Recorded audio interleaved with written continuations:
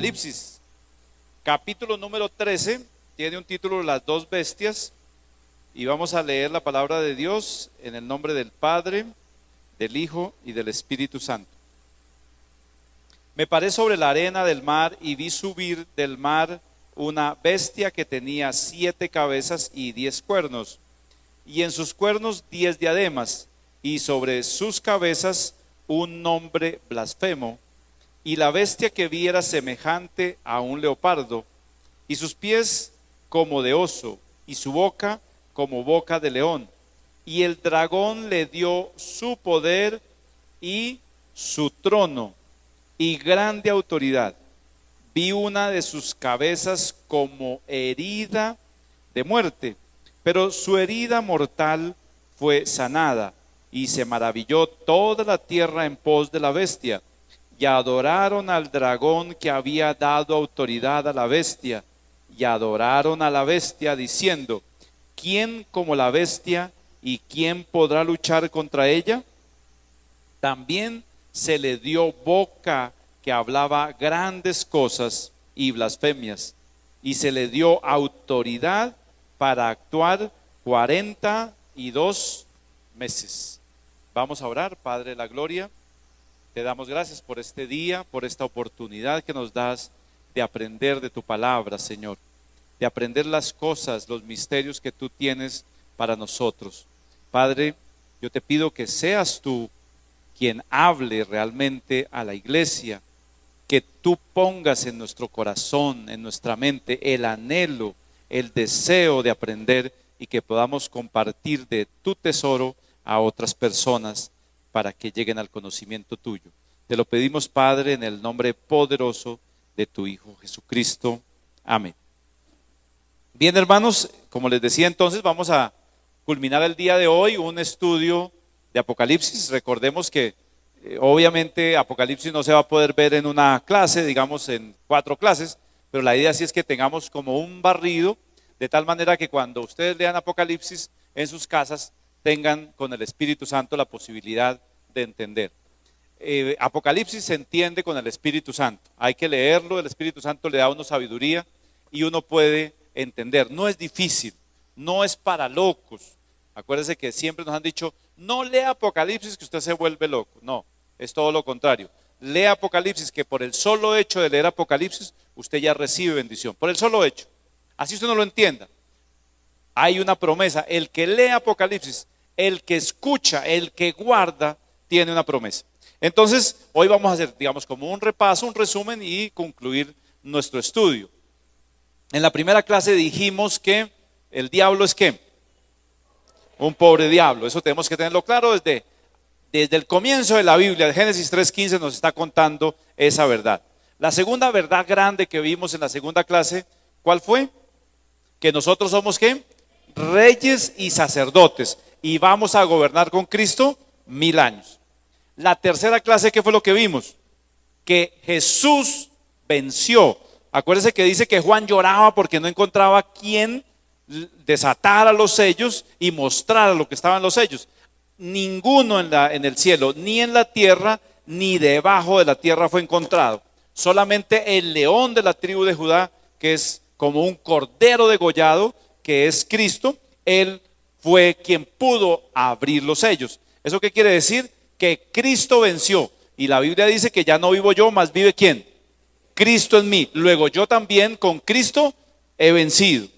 Y hoy tenemos que culminar con la última parte, y es que si yo voy a gobernar con Cristo, si Cristo tiene autoridad y poder, eso significa que yo soy muy importante para Dios, supremamente importante. ¿Eso qué quiere decir? Que yo soy el hijo favorito de Dios. Diga a la persona que tiene al lado: yo soy el hijo favorito de Dios. Y si no fuera así, no estaríamos aquí. Es decir, Dios hubiera permitido más bien otras cosas. Pero si Dios permitió que hoy usted esté aquí, es porque Dios lo ama mucho. Y Dios nos ama sobremanera, al punto que entregó a su Hijo Jesús para que nosotros tuviéramos vida. Así que vamos a mirar rápidamente. Recordemos, estamos en el día 6 de los 7 días que tiene el universo. Estamos culminando nuestro 6.º día. Estamos en la última época, que es la época de la Odisea, eso lo vimos ya, y ahora estamos culminando. Y vendrá entonces, para terminar nuestro día sexto, acuérdense que todos los días terminan con un juicio. El juicio del día sexto es la batalla del Armagedón.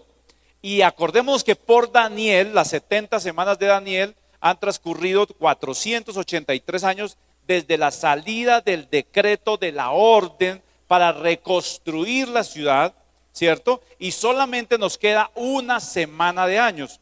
Eso quiere decir 7 años. Y aquí ya empezamos a ver ese misterio. Si usted lee el libro de Daniel, va a encontrar que dice que el misterio será por 1200 años, por 1200 semanas y tardes, días y tardes. Eso significa 3 años y medio. Y aquí lo que acabamos de leer nos habla de 42 meses. ¿Y 42 meses qué son? 3 años y medio. Y hoy vamos a explicar eso. Entonces vimos las 7 iglesias que están en Asia y hoy vamos a ver los 7 sellos. Dentro de los 7 sellos hay 4 jinetes. Acuérdense que para el universo y para la destrucción del universo, el número 4 siempre va a referirse a las cosas del universo. Así que aquí aparecen los 4 sellos. El primer sello es un caballo blanco. Y entonces cuando uno dice que es un caballo blanco, todo el mundo piensa que es Jesucristo. Incluso cuando uno lee algunos comentarios como el de la Biblia Thompson, va a encontrar que ahí dice Jesucristo. No es Jesucristo, es el anticristo disfrazado de Cristo. Un caballo blanco y dice que trae un arco. Jesús nunca va a aparecer con un arco. Jesús siempre va a aparecer ¿con qué? Con una espada. Y normalmente la espada de la palabra, es decir, la espada de la lengua, de pronunciar la palabra. Así que esa persona que está ahí es el anticristo. Y recordemos algo importante. Acordemos que el anticristo usa el sistema del hombre, que es ¿cuál? 6, 6, 6. 3 veces el sistema del hombre. ¿Eso qué significa? El sistema religioso, el sistema político y el sistema económico del hombre. Es decir, que ese anticristo va a ser un hombre carismático, conocedor del sistema económico mundial, del sistema político y del sistema religioso, porque las iglesias van a hacer pacto con él. Las iglesias hacen pacto con él. Entonces ese primer caballo es blanco, se le da una corona y dice que sale venciendo y para vencer, y es un anticristo que va a ofrecer paz. ¿Eso qué significa? Que los 7 años de la última semana están divididos en 2 periodos. Un periodo de 3 años y medio de paz y 3 años y medio de guerra. Y hoy hay que reconocer que el mundo está al borde de una gran guerra. La Primera Guerra Mundial dejó muchos muertos y contaminó no solamente el alma, el espíritu de la gente, sino que contaminó la tierra, contaminó las fuentes de aguas con los temas químicos y con los propios muertos que hubo en la guerra. Hoy estamos al borde de una guerra. Hoy digamos que sabemos que Rusia con Putin y su ejército están listos para atacar o para defenderse. ¿Y qué está haciendo Estados Unidos? Con los aliados, otra vez volvemos a hablar de los aliados, se está atacando a lo que se ha denominado o autodenominado el Estado Islámico, ¿cierto? ¿Y cuántos ataques ha habido? Muchos. ¿Y cuántas muertes? Muchas muertes. Solo que eso no está trascendiendo a los medios, porque el mundo no quiere hablar del tema. Pues digamos que aquí en Colombia estamos más interesados en otros temas, más importante Avenida Brasil o James, ¿cierto? Eso es más importante. Pero si usted revisa realmente qué está pasando en Rusia están habiendo muertos, lo mismo que en Medio Oriente. Estamos al borde de un error militar, atacar a una base equivocada, matar a una persona equivocada y se puede estallar una guerra. Y entonces cuando aparezca la guerra, debe aparecer el anticristo diciendo: yo les puedo y les voy a dar paz, y les da al mundo 3 años y medio de paz. Aquí nosotros tenemos que entender que antes de que esto suceda, en nuestro criterio debe haber lo que la Biblia llama el arrebatamiento. No todos estamos ahí en que el arrebatamiento sea antes de el caballo blanco. Hay otros que consideran que el arrebatamiento debe ser a la mitad de la semana, es decir, a los 3 años y medio. Nosotros consideramos que es antes, porque la Biblia nos dice que en la iglesia de Filadelfia hay una puerta abierta y dice que nos librará de la hora de la prueba que va a venir sobre el mundo entero. Eso significa que nosotros deberíamos ser arrebatados. Pablo nos explica perfectamente cómo es el arrebatamiento. Dice, los muertos en Cristo, ojo, los muertos en Cristo resucitarán primero. Por eso se dice que Juan, con todo y que fue el más grande de los profetas, Juan no el que escribe el libro, sino el decapitado, Juan el Bautista, dice que con todo y que fue grande, cualquiera que muera después en Cristo va a ser más grande que Juan. ¿Por qué? Porque morimos con Cristo. Entonces Pablo dice, los muertos en Cristo resucitarán primero y nosotros, los que aún vivimos, seremos arrebatados juntamente con ellos para recibir a Cristo. ¿En dónde? En las nubes. Es decir, que la venida de Cristo todavía no es. Esta es una primera manifestación. Cristo viene a las nubes y lleva a su iglesia. ¿A dónde? Al cielo. ¿Qué va a haber en el cielo? Las bodas del Cordero, el tribunal de Cristo. Y en la tierra, ¿qué va a haber? Gran tribulación, cual nunca había habido jamás. Entonces, el segundo caballo, a los 3 años y medio, el anticristo se demuestra realmente cómo es. Dice la Biblia que reclama, Daniel dice que reclama para él culto. Eso significa que él espiritualmente tiene que haber hecho un pacto. Y aparece el caballo bermejo. El caballo bermejo es un caballo colorado, color sangre. Es decir, hubo 3 años y medio de paz, pero comienza ¿qué? La guerra. El tercer caballo va a ser un caballo negro. Y ese caballo negro va a ser un caballo del hambre que va a haber en la tierra. La Biblia dice que habrá un denario, y un denario es lo que se gana un obrero al día. Pongámoslo hoy 20,000 pesos. Y dice que 2 libras de trigo valdrán un denario.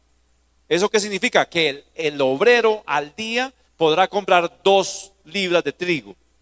Y eso realmente no alcanza para una familia. Dice la Biblia también que no se va a afectar ¿qué? Ni el vino ni el aceite. Y háganlo solamente la próxima vez que ustedes van a hacer mercado a cualquier cadena. Revisen cuáles son los stands más grandes. El del vino. Revise en vino que hay. Ahí hay de todo. Vino, whisky, vodka, tequila, pisco. Bueno, y dirán, ¿y cómo saben? Pues que yo he ido a verificar, hermanos. ¿Sí? No van a pensar ustedes. Y todas las cadenas han ampliado y están ampliando cada vez más, porque es que el vino está siendo más barato. Antes un vino era, digamos, una cosa de difícil compra. Hoy el vino vale 3,000, vino importado, 3,000, 4,000 pesos. Incluso a veces más económico que la misma agua embotellada. Hay aguas ya de 5,000, de 7,000 pesos. Y lo mismo pasa con el aceite. Todas las marcas de aceites, revisen y verán. Pero ¿qué hacemos nosotros con aceite y vino sin comida? No vamos a poder freír en el aceite el vino, ni emborrachar el aceite con el vino, ¿cierto? Luego va a haber una escasez terrible, una hambruna, y ese es el tercer caballo, el caballo negro. Como consecuencia de la guerra y de la escasez aparece el caballo pálido. Y ese caballo pálido dice que aquí la 1/4 de la gente muere. Y ese caballo pálido dice que el Hades lo seguía, es decir, el lugar donde están los muertos. Los griegos le dieron ese nombre a uno de sus dioses, pero realmente es el lugar que aplica donde están los muertos. Y allá entonces, como consecuencia de eso, si uno ve las imágenes de la Primera Guerra Mundial, va a encontrar que la gente estaba con hambre, comiendo lo que podía, y obviamente el color amarillo es el color de la muerte. Ahí están los primeros 4 sellos del Apocalipsis, que son los 4 jinetes del Apocalipsis. Luego aparecerá el quinto, y es ahí entonces comienza a operar el sistema de la marca de la bestia. La marca de la bestia no es como nos han dicho, que es como se marca el ganado con un sello de fuego en la frente. La Biblia dice que serán marcados ¿en dónde? En su mano derecha o en la frente. Y es muy sencillo. Y dice que nadie podrá comprar ni vender si no tiene la marca. Y dice, ahí hay sabiduría. Y su marca es 666. Eso significa 3 veces el número del hombre. Es decir, el sistema que usa el anticristo, ese hombre carismático, va a ser el sistema que el hombre esté funcionando en esa época. Recuerdo que alguna vez dijeron, es el código de barras. Nadie tenga el código de barras. No era el código de barras. Hoy será otro código. Pero miremos las tarjetas que tenemos hoy nosotros. En el consenso de Washington, a nivel mundial se determinó que toda la gente debería tener una cuenta de ahorros. Debíamos estar bancarizados. Y entonces el abuelito dice, yo soy abuelo y entonces deme mi subsidio. ¿Y qué le dicen? La cuenta. Usted entra a cualquier empresa y ¿qué le dicen? La cuenta. Usted va al gobierno nacional, soy desplazado, sí, tráigame una cuenta. Y si usted se presenta a cualquier parte, lo primero que le van a decir, tráigame su cuenta de ahorros o su cuenta corriente. Estamos obligados a estar bancarizados. Antes era con una banda magnética. Ahora es ¿con qué? Con un chip. Y con el tiempo ese chip va a ser tan pequeño, va a aparecer ahora más adelante una radiografía. Es tan grande como un grano de arroz. Y ya están practicados en los animales. Los caballos finos ya tienen chip, los perros finos, hasta un chandocito que tenga una buena familia, ¿cierto? Ya puede tener su chip. Y eso ya está en prueba en humanos. Y ya hay pruebas para que sea en la mano derecha o en la frente donde esté la marca. ¿La marca de qué? Del sistema del anticristo, del sistema final de los tiempos. En el sexto dice entonces que, en el quinto, perdón, dice que vi el alma de los decapitados. La gente va a tener, digamos, básicamente tres opciones. Si usted no fue arrebatado o si el arrebatamiento no se ha dado, usted tiene tres opciones. Huya a los montes, ¿sí? Como dice la palabra de Mateo, y esté allá 7 años y que el sistema no lo consiga, no lo encuentre. ¿Cuál va a ser el sistema? Va a ser un sistema mundial. ¿Y el sistema qué es? El sistema es el ejército, la policía, la armada, etcétera, etcétera. Porque es un sistema que está dedicado a la organización mundial en el nuevo orden mundial. Y ese nuevo orden mundial, mucha gente lo está diciendo. Muchos, entre ellos, no solamente son ellos, son otros muchos, los Illuminatis, los iluminados, es decir, parte de lo que hemos llamado los masones. Los masones están en el nuevo orden y ellos han venido buscando desde siempre un nuevo orden. Ese nuevo orden, esos sistemas del nuevo orden, pues van a estar muy involucrados aquí. Y entonces, si no huyó a los montes, ¿qué tiene que hacer? Marcarse para poder mercadear. Y si se marcó, se condenó. La otra opción, ¿cuál es? Dejarse pasar al papayo. Entonces me imagino que habrá un papayo muy grande, muy grande, donde van a estar todos.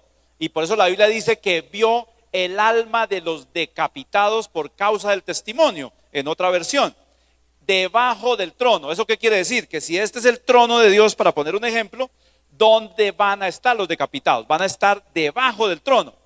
Es decir, no van a tener todavía la gloria, pero ¿qué tuvieron? Salvación. Están en el cielo, sin cabeza, pero en el cielo. Claro, obviamente habrá que ver cómo va a ser ese sistema. Y ese es entonces el tema del alma. ¿Y cuántos son? Muchos. La Biblia dice, y ahí hay un misterio, dice que en el tema de los arrebatados, dice, uno será dejado y otro será tomado. 2 estarán en el campo, 2 estarán, etcétera, etcétera. Siempre se habla como si uno se salvara y otro. Muy bien. En el sexto hay un gran terremoto y muchas señales cósmicas. Señales que también van a aparecer en el sello número 7. Hay 7 sellos. En el sello número 7 se abren 7 trompetas. Y en la séptima trompeta aparecen 7 copas de la ira de Dios. ¿Eso qué significa? Que hay 7 por 3 o 3 veces el 7. ¿Qué significa? La totalidad. Acuérdense que 3 va a ser la totalidad en el castigo de Dios perfecto, porque 7 es el número de la perfección de Dios y son 7 castigos.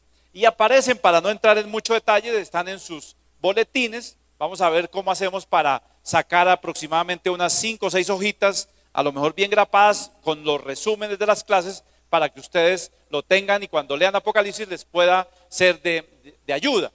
Vienen 7 trompetas. Y dentro de la última trompeta, la séptima trompeta, pues va a aparecer las 7 copas postreras de la ira de Dios. Pero aquí en las 7 trompetas pues ha habido muchas señales que ya hemos visto. Entre otras, va a haber fuego que cae del cielo, como en Sodoma y Gomorra.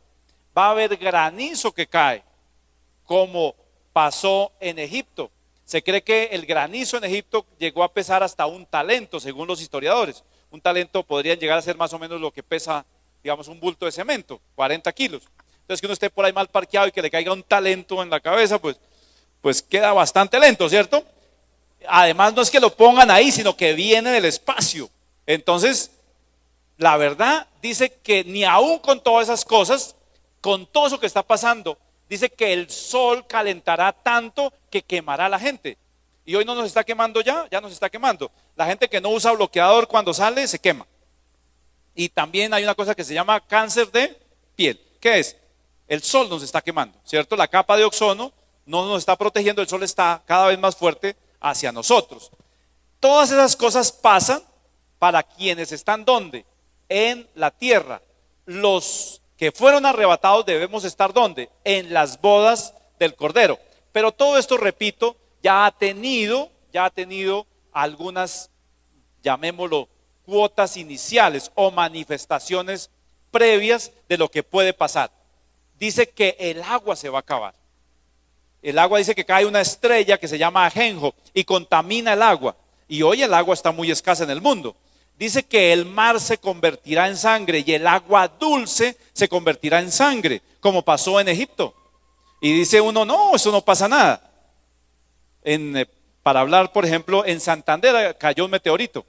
Arriba la mano las santanderianas. ¿Hay santanderianas?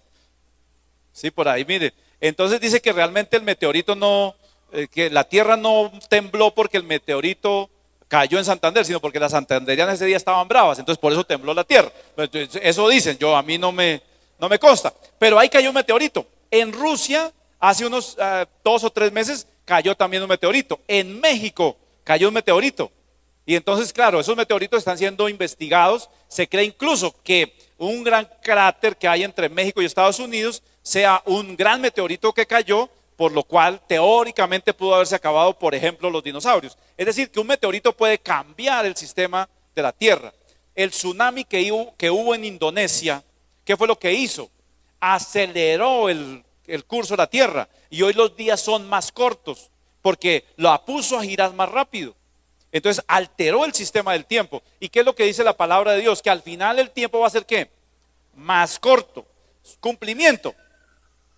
También dice que va a haber una langosta al final. Esa langosta, la Biblia dice que el que tenga sabiduría entienda, porque es una langosta que va a ser una langosta inteligente, que no va a venir a comer las cosas verdes, es decir, la hierba y los árboles. Viene a perseguir por 5 meses a quienes no tengan el sello de Dios en sus frentes. Es decir, son castigos que vienen contra la gente que está con el sistema del anticristo. Siguiente. Entonces rápidamente daña a los hombres, el mar se convierte en sangre. Siguiente. Los ríos en sangre también, el ajenjo cae, el sol quema. Acuérdense que hoy estamos en el fenómeno del niño y de la niña, está totalmente alterado el sistema, el cambio climático en el mundo, ya está también totalmente loco el clima. Siguiente. Miremos rápidamente en Apocalipsis, el capítulo número 18, el versículo 17. Y sin que ese haya sido el cumplimiento, pensemos en las Torres Gemelas, pensemos en el 11 de septiembre y leamos el versículo 17 del capítulo 18, en la caída de Babilonia.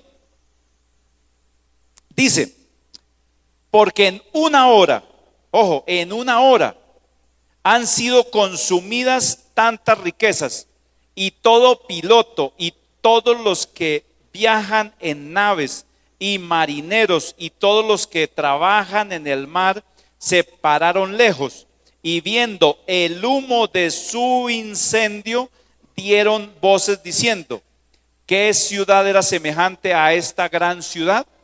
Repito, no estamos diciendo que ese puntualmente haya sido el cumplimiento de esta profecía, pero es parte del cumplimiento. Y entonces en una hora, ¿qué fue lo que se hundió? Se hundió el dinero, las riquezas que había en las Torres Gemelas. Las Torres Gemelas, ¿qué tenían? Recursos de oro, títulos, valores. ¿Y los encontraron? Nada. ¿Y qué fue lo que quedó? Cuando usted ve cuando caen las torres, realmente ¿qué es lo que hay? Humo, ¿cierto? ¿Y en cuánto tiempo? En segundos. Bueno, no tantos segundos, pero sí fue en horas. Ustedes saben que eso fue sobre 7 de la mañana y sobre 11 de la mañana ya las torres habían colapsado. Y cuando cayeron, lo que hubo fue humo solamente. Esto para decirles que lo que viene, el castigo de Dios, son señales que ya hemos visto, que ya se sabe cómo son y que en un momento determinado puede pasar sobre la tierra y que estamos al tiempo del fin. Y luego aparece, ¿cierto? Cómo aparecen el dolor y dicen que la gente quisiera que se muriera, pero aún así no se arrepienten de su mal. Y es difícil arrepentirse porque el Espíritu Santo no está en la tierra. ¿Por qué? Porque en el arrebatamiento de la iglesia, el Espíritu Santo se fue con la iglesia. Porque nosotros somos templo del Espíritu Santo. Cristo dijo, les conviene que yo me vaya, porque si yo no me voy, no viene el Espíritu Santo. Y se va la iglesia, al irse la iglesia, se va el Espíritu Santo. Luego, ¿quién convence de pecado, de justicia y de juicio? El Espíritu Santo. Y sin Espíritu Santo la gente no se va a convertir. Entonces, no van a dejar de hacer lo que venían haciendo. Y ese es un problema en que van a estar los que se queden aquí en la tierra. ¿Cuántos se quieren quedar? ¿Cuántos nos queremos ir con Cristo? Amén, por supuesto. Es nuestra obligación estar ¿qué? Preparados. También va a caer Babilonia, ahora lo vamos a explicar rápidamente. Siguiente. Dice entonces que vienen 7 truenos, se escucharon. Y esos 7 truenos son 7 voces de Dios. Y Juan iba a escribirlos. Pero Dios le dice, no los escriba, porque deben ser sellados. Así como Daniel había sido sellado y solamente es abierto en este tiempo, lo que dijeron los 7 truenos, las voces de Dios, están selladas. ¿Para cuándo? No lo sabemos. ¿Qué dijeron los 7 truenos? No lo sabemos. ¿Quién lo va a saber? Lo vamos a saber en su momento cuando Dios abra el misterio. Y entonces dice que aparece también un librito. Y ese librito se le dio a comer a Juan y le apareció muy amargo en su boca. Pero luego, cuando lo comió, ya apareció dulce. Y ese libro no vamos a decir que es la Biblia, ni que es el libro de la vida. Esa es la palabra de Dios. ¿Y por qué dice entonces que no es la Biblia? Porque la palabra de Dios va a ser mucho más amplia y mucho más grande que la Biblia. Porque la Biblia incluso tiene partes selladas, partes todavía oscuras que todavía no hemos entendido. Luego lo que vamos a comer en ese momento es todo el conocimiento de Dios y nos vamos a alegrar de entender todos los misterios. ¿Cuántos dicen amén? Siguiente. Ahí van a aparecer entonces 2 testigos. Los 2 testigos que van a predicar la palabra de Dios en Israel puntualmente. Los 2 testigos van a morir por causa del anticristo. Y van a estar 3 días muertos. Y al tercer día van a resucitar. Pero mientras estén muertos, la gente va a decir, ¿quién como la bestia que nadie le ha podido ganar? Pero Dios los resucita y entonces la gente va a dudar ahora sí del anticristo. Y entonces, ¿quiénes son esos 2 testigos? Pues la gente ha dicho que son Moisés y Elías. Los hebreos han esperado siempre a Elías. Pero le preguntan incluso a Cristo, le dice Jesús, ¿usted es Elías, el que había de venir? Y Jesús, ¿qué les dice? A la verdad, Elías ya vino y estuvo con ustedes y ustedes no se dieron cuenta. ¿Quién es entonces ese Elías? Era Juan el Bautista, que ya había estado con ellos. Ahora entonces vienen 2 testigos, que podrían ser, ¿por qué no?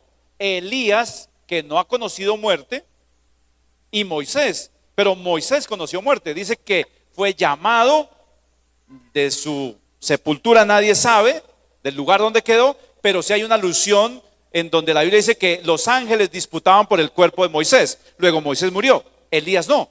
Pero las señales que vienen a hacer estos 2 testigos son las señales que hicieron Elías y Moisés. Hay una persona en el Antiguo Testamento que tampoco murió, que fue Enoc. Dice que vivió 360 o 65 años y fue traspuesto al cielo.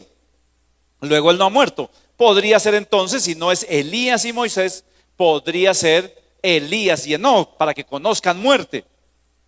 Pero igual no es necesario que todos conozcan muerte, Porque si hoy viniera Cristo y nos arrebatara, no conoceríamos muerte. Luego, ¿para qué vamos a matar al pobre Elías y al pobre Enoc? Podrían también ser Chucho y Jacinto, ¿sí? Dos personas nuevas de este tiempo que van a predicar la palabra en Jerusalén y que van a morir por causa del testimonio. Así que no vamos a decir que no pueda ser Moisés y Elías. Pueden ser Enoc y Elías, o pueden ser Chucho y José. ¿Quiénes lo van a determinar? Solamente en su poder Dios. ¿Quiénes somos nosotros para decirle a Dios que no traiga a Elías o que no ponga a Pedro o a Juan? Sencillamente Dios es soberano. ¿Quiénes han dicho que sean, digamos, como los más indicados? Enoc y Elías, o Elías y Moisés. Esos dos testigos van a dar testimonio. Son los dos olivos que terminan muertos pero que resucitan. Siguiente. Y ahí en el capítulo número 12 van a aparecer una señal importante en el cielo: una mujer y un dragón. Un dragón tratando de quitarle a la mujer la criatura, que era un niño, y una mujer. Sobre esa mujer dice la Biblia que tiene las 12 estrellas, ¿cierto? Y pues obviamente entendemos que son las 12 tribus de Israel. Y dice que dio a luz un hijo, y entonces decimos que ese hijo debe ser Cristo, porque dice que fue arrebatado, es decir, quitado para su Padre, es decir, hacia el cielo para Dios, y dice que para su trono, eso significa para gobernar. Pero sobre esa mujer hay, digamos, 4 teorías grandes. Si usted habla con un católico que estudie esos temas, dice, es la Iglesia Católica. Es la Iglesia Católica que da a luz el Hijo, que es Jesús, que es el que finalmente nos salva. No es la Iglesia Católica. La Iglesia Cristiana dice, la Iglesia Cristiana es esa mujer que aparece en Apocalipsis. Y yo les digo, no es la Iglesia Cristiana, porque la Iglesia Cristiana es la esposa del Cordero. La esposa, no la madre del Cordero. Otros dicen, esa mujer es la Virgen María, porque la Virgen María siempre va a aparecer, ¿cierto? Con esa figura, con un niño alzado, con unas estrellas y con la luna debajo. Pero esa Virgen María no es así. La Virgen María fue virgen, pero ella nunca estuvo en temas de idolatría. Esa Virgen María que nosotros tenemos, que es la misma Isis de los egipcios, que es la misma Diana de los efesios, de los griegos, no es. Esta es una mujer que representa al pueblo de Israel. Luego, la imagen de María que nosotros tenemos hoy en algunos templos es recordando la idolatría de Semíramis, de Astarte o Astarot, que es la mujer que tenía en sus brazos a un niño que se llamaba Tamuz, y que nos cuenta la Biblia en el libro de Isaías y Ezequiel que en el templo de Jerusalén había unas mujeres que eran endechadoras de Tamuz. Y esa señora Semíramis, Astarte o Astarot, es la misma reina del cielo, a quienes se le cocían panes. Luego, no es esa mujer, no puede ser María. Realmente la mujer del libro de Apocalipsis es el pueblo de Israel. El pueblo de Israel, porque el pueblo de Israel es el que ha estado embarazado idealmente de una promesa de que un niño varón, conforme a lo que nos dice Génesis 3:15, va a nacer. ¿Y va a ser quién? Cristo. ¿Y qué va a hacer Cristo? Salvar el pueblo. ¿Cuántos dicen amén? Muy bien. Siguiente. Después van a aparecer las 2 bestias. Lo que les decía al comienzo, pues vamos a ver muchas bestias, pero estas bestias son figuras realmente. Van a aparecer unas bestias. ¿Cuáles bestias? Apocalipsis 13 nos dice, salieron ¿de dónde? Del mar. ¿Qué significa el mar? Gente, multitudes. Por eso la gente dice, estoy en un mar de angustias, ¿sí? Un mar de problemas. Aquí el mar simboliza gente. Luego estas 2 bestias salen del mar. ¿Y cuáles son las bestias? El enemigo es suplantador, es engañador. Y entonces el enemigo sencillamente va a tratar de imitar la obra de Dios. Y entonces aparecen las bestias. ¿Cuáles bestias? El anticristo, que es 666, que es la bestia, y el falso profeta. ¿Y quién es el falso profeta? El falso profeta es alguien que va delante de él haciendo grandes milagros para que la gente crea en el anticristo. Y entonces va a haber milagros. Incluso se dice que una de las cabezas de la bestia quedó herida y fue sanada y revivió. No dice resucitó, sino que revivió. ¿Qué está diciendo? No crean en Jesús, crean en mí, porque lo de Jesús fue mentira. Lo que es verdad es esto que ustedes van a ver hoy. Y dice la palabra que en una hora todo el universo lo sabrá. ¿Y será que eso es posible hoy? Por internet, en un segundo usted sabe qué está pasando en el mundo. Entonces, para este tiempo esa profecía se va a cumplir. Siguiente.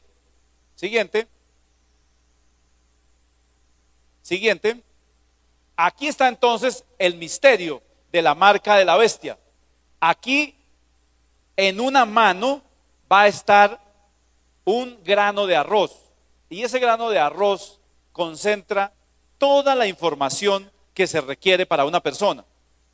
Este grano de arroz, este chip, ya hay pruebas en diferentes países. Ya está demostrado que funciona. Y ahí está toda la información. La información de la persona, la información laboral, la información financiera. Lo mismo que se hace hoy en Colombia con un caballo. Ahí sabe, es hijo de Margarita del Ocho con Torbellino. Y los abuelos son fulano y fulano. Y ha sido campeón en tal parte. Todo está alimentado por la internet. Y hoy la internet, ¿qué nos da? Acceso a todo. Hasta nos hackean las cuentas, ¿cierto? Es un tema bastante complejo.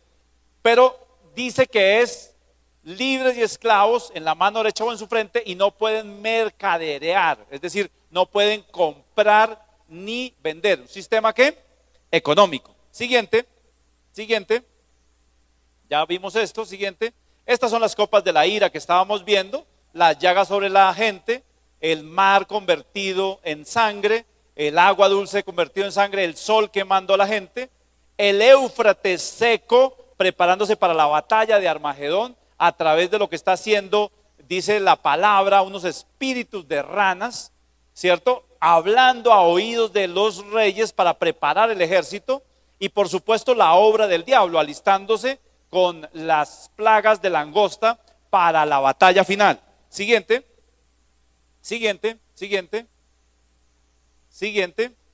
Aquí están las tres bestias.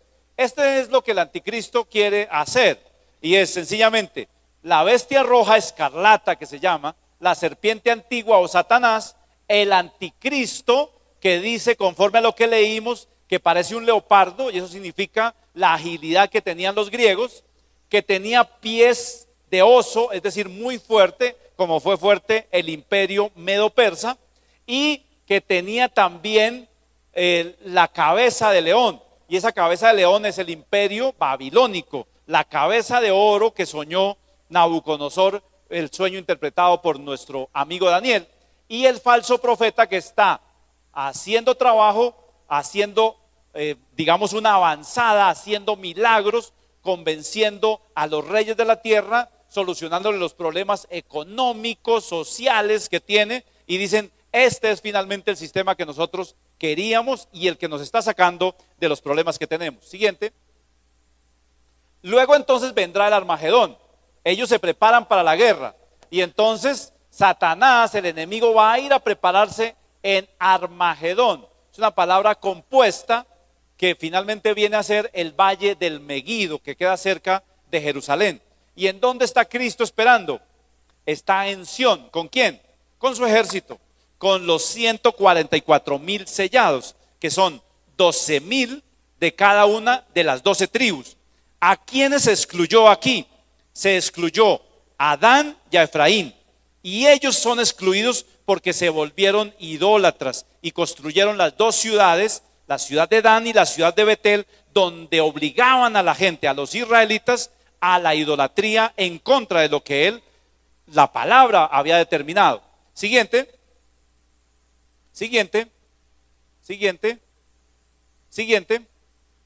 Ahora entonces vamos a estar, adelante, vamos a estar entonces, siguiente, vamos a estar en lo que Juan vio. Juan dijo, esto fue lo que yo vi, que pasó, lo que está pasando y lo que pasará. y entonces aparece ahora las bodas del Cordero. ¿Eso pasa en dónde? En la tierra. Estamos listos para Armagedón. Y en el cielo, ¿qué va a haber? Las bodas del Cordero. ¿Quiénes quieren ir a las bodas? Arriba la mano. Todos queremos estar allá. Ahora, dice que nuestras obras tendrán que ser juzgadas. ¿En dónde? En el tribunal de Cristo. En el tribunal de Cristo. Entonces yo me voy a presentar allá al tribunal de Cristo. Estoy en las bodas, estoy feliz. ¿Por qué? Porque es una fiesta. Las bodas es una fiesta. Usted se imagina entonces que yo me voy a casar y llego con cara de aburrido. No, pues si yo me voy a casar estoy, a menos que no me haya casado por la epístola de Juan, sino por la pistola del suegro. Eso sería diferente. Pero normalmente en la boda estamos felices. Hay comida, ¿cierto? Hay alegría, hay invitados. Y entonces, ¿quién va a ser el invitado? ¿Nosotros somos invitados? ¿Somos invitados? No, imagínense que yo le diga a mi novia, mi amor, te invito a mi matrimonio que me voy a casar con otra. No, nosotros somos ¿qué? La esposa. Los invitados serán otros y los servidores, dice la palabra, y ahí aparece, serán ¿quiénes? Los ángeles de Dios. Y habrá unos invitados a las bodas, pero habrá también un tribunal. Y entonces llevaré mis obras. Ahí sí valen las obras. Y entonces llevo mi obra. Y entonces venga hermano, ayúdeme, traiga una silla. Yo llevaré mi obra ¿ante quién? Ante Dios. Y le diré, Jesús, esta es mi obra. Y entonces, no, se presentó aquí con la obra. Él trae la obra, ¿cierto? Y es una obra grande y Él me la presenta. ¿Se la presentaremos a quién? A Cristo. Y dice que nuestras obras serán pasadas como por qué? Como por fuego. Entonces vamos a decir que aquí entró por fuego la obra del hermano. ¿Sí vieron? No vieron, ¿cierto? Echó chispas la obra del hermano. Y al otro lado salió la obra del hermano.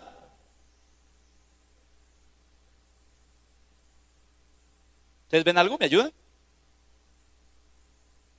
No hay nada. O sea, la obra grande que entró al fuego, ¿qué salió? Nada. O sea, él estaba pensando que era una gran obra, pero en el fuego no quedó nada. ¿Qué hacemos con el hermano? ¿Lo condenamos? La obra no sirvió para nada. Está en el cielo, no se condena. Solo que, ¿qué? No hay galardón. ¿No hay qué? Galardón. Eso significa que el pobre hermanito se quedó sin galardón. Pero ahora al contrario, el hermano trae esta obra y dice, pues lo único que yo pude hacer en la tierra, ¿qué fue? Esto. Y entrará allá, dice la palabra, a cruzar como por fuego, y al otro lado saldrá la obra. Y entonces, ¿qué dice? Esa obra, vamos a poner solamente un ejemplo. Es que yo le prediqué a una personita y le di pan un día que se moría un señor ahí y le di un pedazo de pan. Esa fue toda mi obra. Y le prediqué y se convirtió. Pero, ¿quién era esa persona? No lo sabemos. Y esa persona pudo haber hecho un gran trabajo. Y esa pequeña obra, o que sencillamente se dedicó al hogar. Yo no hice más sino eso. Puede que para la persona sea poco, pero a la salida puede salir ¿qué? Una gran obra. Y entonces vamos a decir que esta es una corona. Porque lo que va a entregar el Señor, ¿qué es?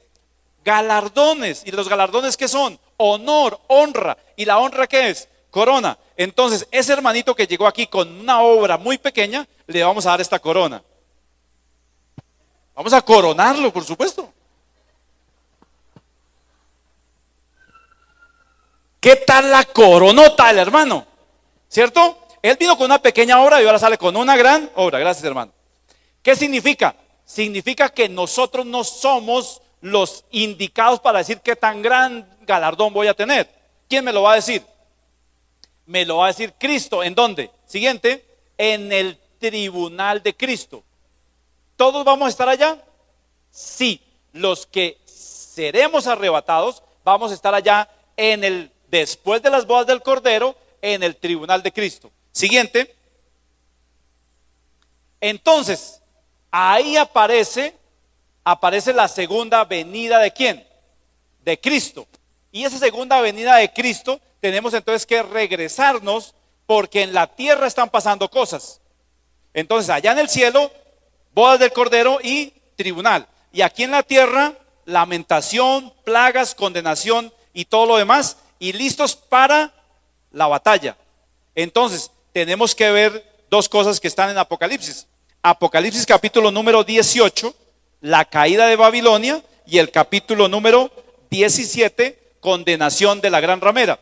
Voy a pedirle que nos devolvamos varias diapositivas y miremos, capítulo número 17. Miremoslo ahí en sus Biblias.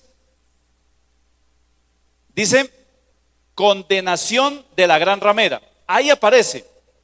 Dice que vio una bestia escarlata de 7 cabezas, ya sabemos que es el anticristo, y encima una mujer, la gran ramera.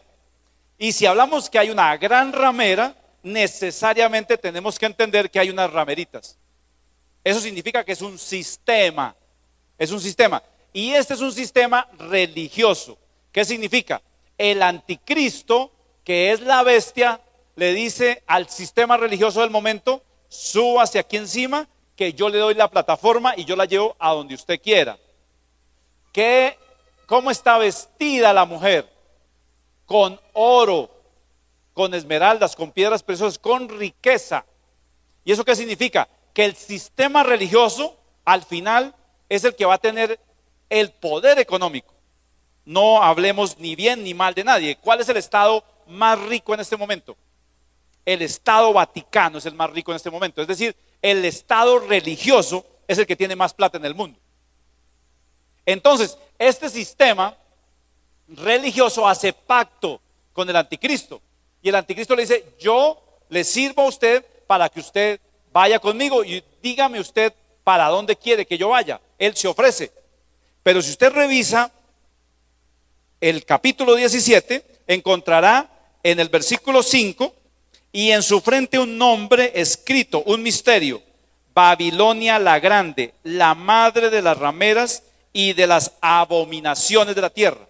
Y entonces, ¿dónde arranca las abominaciones? En Babilonia. ¿Y dónde comenzó? En Babel. ¿Y qué había en Babel? La construcción de una torre, la confusión de las lenguas. ¿Y qué más hubo en Babel? Hubo un hombre, Nimrod, el primer cazador contra Dios. La palabra debía ser traducida: el primer tirano contra Dios. Él se levantó en contra de Dios y se volvió como una especie de primer emperador. Y él tuvo su esposa Semíramis, que es la misma Astarte o Astarot, y tienen el niño Tamuz, del que les he venido hablando. Y comienza la idolatría que nos llega hasta hoy. Esa Semíramis es la misma Diana, es la misma Isis de los egipcios, es la misma Virgen María, en imagen, por supuesto. Luego allá comenzó el misterio de la idolatría. ¿Y qué fue lo que pasó en Babel?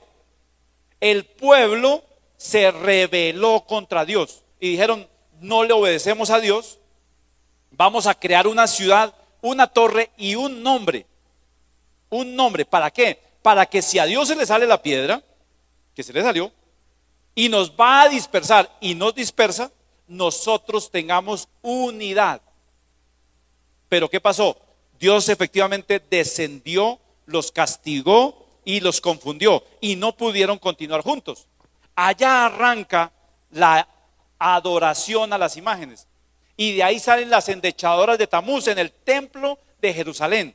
En el templo de Dios se contaminó con las endechadoras de Tamuz, se contaminó con las tortas que le hacían a la reina del cielo. Hoy para la Iglesia Católica la reina del cielo es María. María no puede ser la reina del cielo. María es la madre de Jesús, una mujer como nosotros, usada por Dios. Amén, qué bendición. Una mujer especial, por supuesto. La mejor mujer de la época, sí. Pero María tiene que también pedir la salvación, y por eso dice: Dios te salve María. No es que María nos salve a nosotros. Y ahí comenzó el misterio de Babilonia. ¿El misterio de qué? De la gran ramera. Y Apocalipsis nos explica y nos dice: después de que la gran ramera teóricamente está manejando el anticristo se revela. ¿Y qué hace? Dice que le quita sus ropas y sus joyas. ¿Qué quiere decir eso? Roba, se adueña de su dinero, y luego le quita las carnes, se la come. Las carnes, que son la gente que tiene.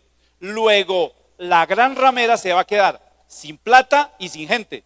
¿Y la plata para quién va a ser? Para el sistema, para el anticristo. Y la gente para el anticristo, porque él va a hacer pacto. Si ustedes me dicen hoy cuál es esa gran ramera, la gran ramera hoy es el sistema ecuménico mundial. ¿Y el sistema ecuménico qué dice? El sistema ecuménico dice, busquen a Dios, que Dios se deja encontrar. La palabra de Dios, ¿qué dice?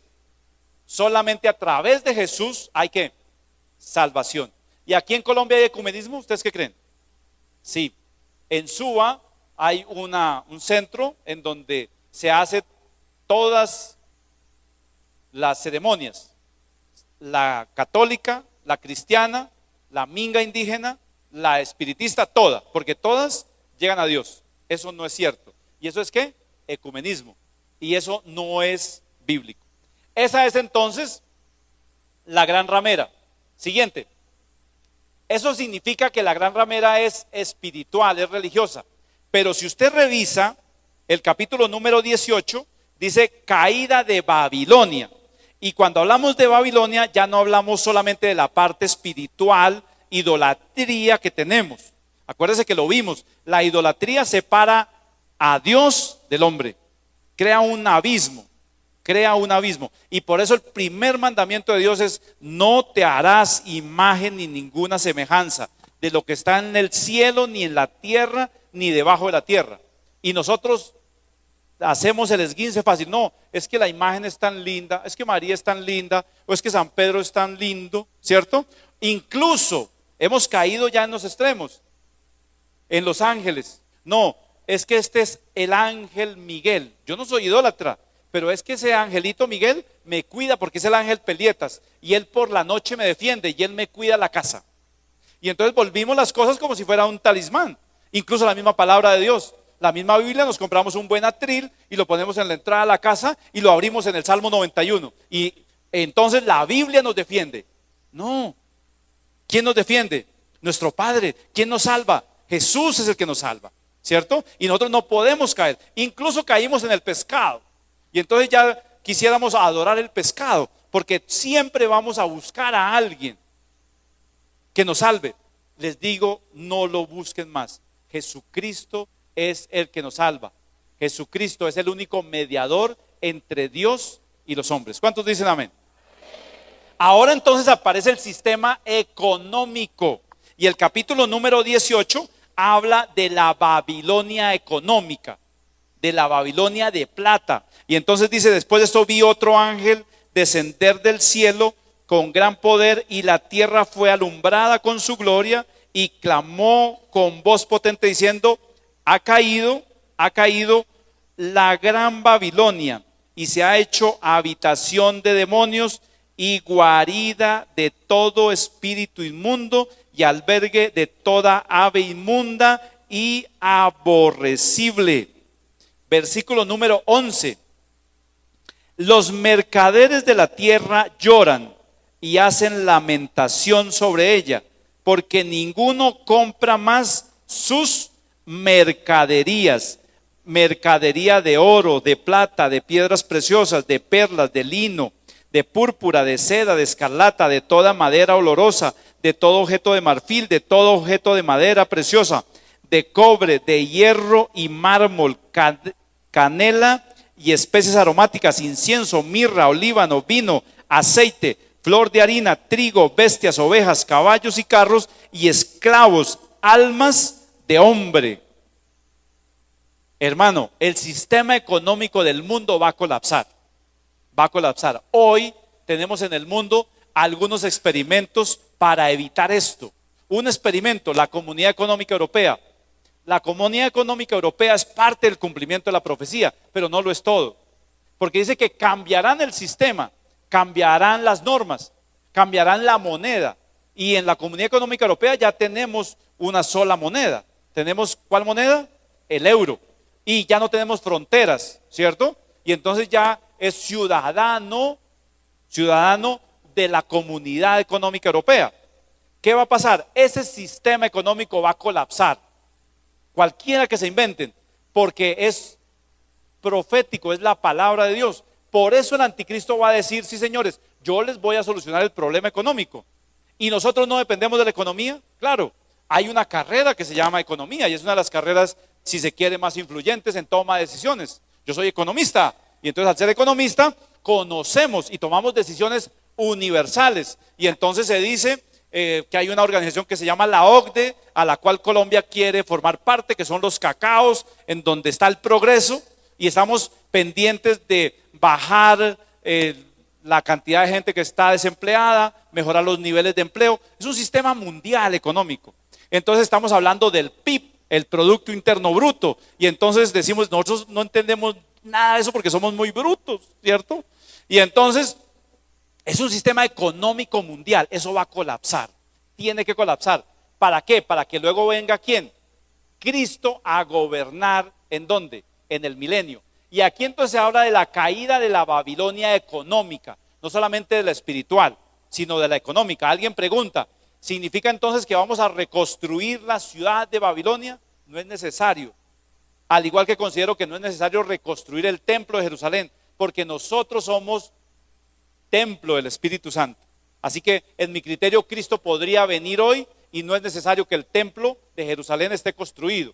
Además, dice la palabra que Jerusalén, donde mueren los dos testigos, donde murió Cristo, también se llama Egipto. ¿Y Egipto qué significa? Pecado. Y también dice en sentido espiritual Sodoma, o sea, ciudad de perdición. Y esa es Jerusalén. Jerusalén está contaminada también. ¿Y ustedes creen que los árabes van a permitir que donde está la mezquita de Omar o de Omara, esa cúpula amarilla grande, van a dejar construir el templo de Jerusalén? No creo. Y que los católicos permitan que se acaben sus construcciones de sus iglesias para construir el templo de Jerusalén. No creo.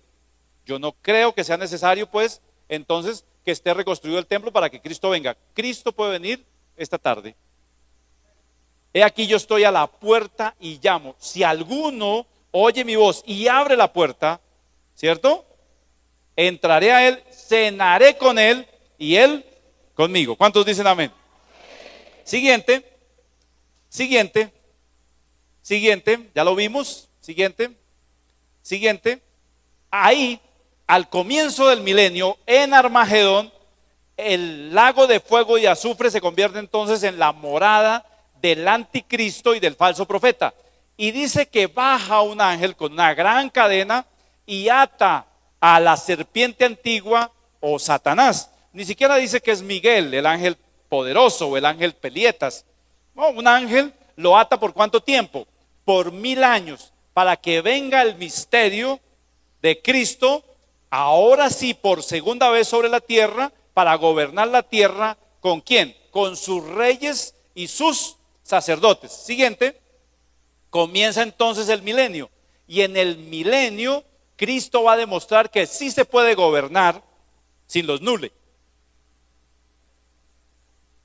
que no va a haber problemas, que Él puede gobernar y que Él va a gobernar la tierra con la gente que está preparada para gobernar, que somos nosotros. Al final del milenio, siguiente, ¿qué va a pasar? Satanás es soltado por un poco tiempo. ¿Para qué? Para que convenza a la gente y se vaya nuevamente en contra de Jesús, en contra del pueblo de Dios. ¿Por cuánto tiempo? Dice la Biblia que por un poco de tiempo. Siguiente. ¿Y qué va a pasar entonces? Al final del séptimo día, no del programa séptimo día, porque dice, ¿qué hay al final del séptimo día? Pues viene otro programa. No, aquí al final del séptimo día, ¿qué va a pasar? Sencillamente vamos a estar ante el juicio del gran trono blanco, ya no ante Cristo. Esta va a ser una batalla que va a librar Dios. ¿Y cómo la va a librar? Van a convocar a todos los ejércitos del mundo para irse en contra del pueblo de Dios. Se van a preparar por mucho tiempo. El enemigo los va a azuzar ahí para que vayan. Y sencillamente dice la palabra que desciende fuego del cielo y los consume, sin tanto misterio. Eso es lo que va a pasar, y vamos a estar ante el juicio del gran trono blanco. Y allí dice grandes y pequeños, todos vamos a estar allá. Y dice ahí que va a separar los cabritos de los corderos. Y dice que será, la Biblia, Mateo nos dice que será ¿qué? El lloro y el crujir de dientes. Y entonces los incrédulos serán lanzados al lago que arde con fuego y azufre, donde ya estaban ¿quiénes? El falso profeta y el anticristo. Y ahora Satanás también es enviado al lago de fuego y azufre. Pero Dios dice, la tierra está contaminada. Voy a acabar la tierra. En el libro de Génesis, cuando llueve para purificar la tierra, ¿cuántos días? 40 días había que purificar la tierra. 40 días del diluvio. Dios, cuando Noé ve la luz del sol, hay un arco y dice, ese es el arco ¿de qué? De mi pacto. No voy a volver a destruir la tierra con agua, pero con fuego sí. Y entonces dice aquí que la tierra tiene que ser destruida, porque la tierra está contaminada con el pecado. Noé sabía eso. Adán, con sus 2 hijos, ¿qué fue lo que le dice Dios a Caín? La sangre de tu hermano clama desde la tierra. Y nosotros, ¿qué estamos haciendo? Nosotros nos estamos matando entre hermanos. Bueno, en una familia hay un guerrillero y hay un paramilitar y hay un militar. Y nos matamos. ¿Y qué somos? Hermanos, hay contaminación, la tierra está contaminada. Por eso, cuando Noé hubo que purificar la tierra, y ahora como la tierra definitivamente ya no aguanta más purificación, dice la palabra que habrá que tierra nueva, porque la primera tierra pasó y todo es hecho nuevo, porque ya no va a haber más contaminación. Pero también, ¿qué dice? También hay que purificar el cielo, porque el cielo también está contaminado. Y entonces ustedes dirán, ¿cómo? ¿El cielo contaminado? Sí, el cielo se contaminó ¿con quién? Con el lucero de la mañana, con luz bella, con luz bel. Cuando fue creado tamboriles, arpas, fiesta. Pero dice que su corazón se le dañó a causa de las contrataciones, a causa de lo que él estaba haciendo, a causa de su propio deseo. ¿Y qué dice? Subiré y seré igual ¿a quién? A Dios. Y Dios, dice la palabra, que ese dragón con su cola arrastró a la tierra. Lo dice el libro de Apocalipsis, el libro de Ezequiel, arrastró a la tierra una parte de los ángeles, ¿cierto? Y entonces el cielo tiene pecado, sí. Luego, si el cielo tiene pecado, ¿qué toca hacer? Toca hacer cielos nuevos y tierra nueva. Y en esos cielos y tierra nueva va a aparecer la santa ciudad de Jerusalén, que dice, desciende del cielo como una esposa ataviada para su marido. Y entonces las esposas en las bodas están hermosas, ¿cierto? Y las que de pronto están repuesticas se aprietan y quedan lindas. ¿Usted cuándo ha visto una novia fea usted? Siempre van a ser hermosas y va a ser el centro de atracción. Pues así baja Jerusalén como una esposa, una ciudad de oro, una ciudad de oro. Siguiente, esa ciudad de oro va a ser maravillosa. Siguiente. Y entonces ahí en el capítulo 21 de Apocalipsis nos cuenta cómo va a ser esa ciudad. Y nos dice que va a haber un río y que va a estar el árbol de la vida. ¿Y quién es el árbol de la vida? Jesús, que es el mismo árbol de la vida que aparecía ya en Génesis, que Adán y Eva decidieron no comer de ese fruto del árbol de la vida, sino comieron fue del fruto del conocimiento, la ciencia, el bien y el mal. Debieron haber comido el árbol de la vida, pero no quisieron comerlo. Y ahora el árbol de la vida nos aparece sobre el río y dice que sus hojas serán para sanidad de las naciones y que nada inmundo podrá entrar aquí a la ciudad de oro, que es la ciudad de Jerusalén, la nueva Jerusalén. Siguiente. Y al final entonces aparece la sentencia de que Cristo está a las puertas. Y aparece también entonces una comparación entre cosas que hay en el Génesis y cosas que están en el Apocalipsis. La Biblia, ¿qué dice en el Génesis? En el principio la tierra estaba como desordenada y vacía. Y aquí en Apocalipsis, ¿qué nos dice? Aquí hay una nueva organización, un nuevo sistema, está la santa ciudad de Jerusalén. En Génesis dice, a la reunión de las aguas llamó mares, Y en Apocalipsis dice, aquí ya no hay más mar. Aquí dice, a las tinieblas llamó noche. Y en Apocalipsis dice, allá no habrá noche. Dice, las grandes lumbreras, a la mayor le llamó sol y a la menor la llamó luna. Y aquí en Apocalipsis no tienen necesidad ni de sol ni de luna, porque Dios ilumina todo. Génesis dice, el que comiere de ese fruto ciertamente morirá.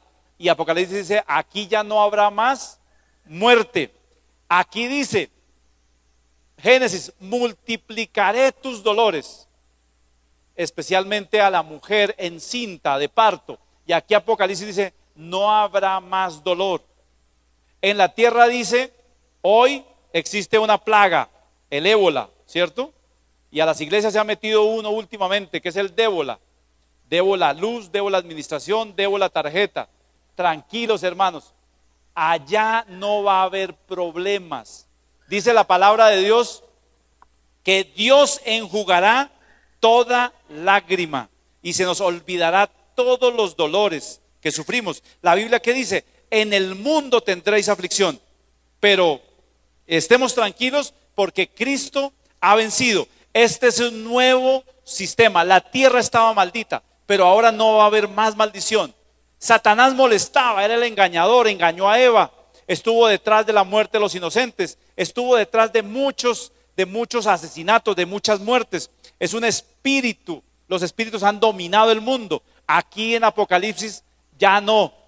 El árbol de la vida va a ser Cristo y vamos a estar con Él eternamente. Y ya vamos a volver como vivía inicialmente Adán con Dios. Ahora nosotros vamos a estar al lado de la presencia de nuestro Dios en la nueva ciudad santa de Jerusalén. ¿Cuántos dicen amén? Vamos a ponernos de pie y vamos a orar.